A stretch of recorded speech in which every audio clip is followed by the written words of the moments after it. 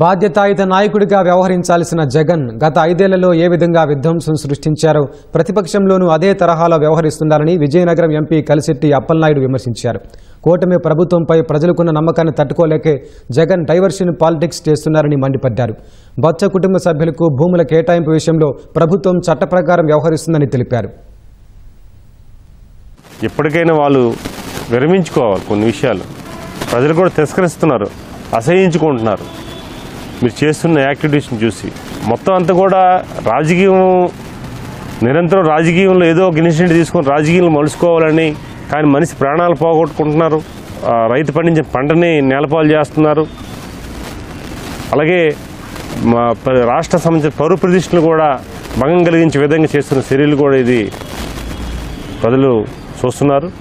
అందుకే ఈ రాష్ట్ర పౌరుడిగా, బాధ్యత గల వ్యక్తిగా నేను ఒక మాట చెప్తున్నాను.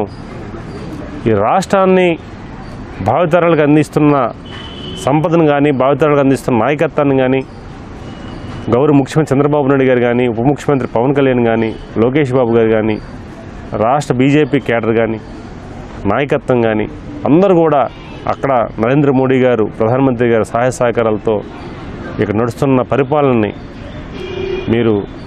మీరు కూడా ఒక ఆంధ్రులుగా మీరు కూడా సహాయ సహకారాలు అందించాలి తప్ప రాష్ట్ర ఇమేజ్ని డ్యామేజ్ చేసే విధంగా ఈ రకంగా చేస్తే ప్రజలు మీకు ఇంకా క్షమించరు.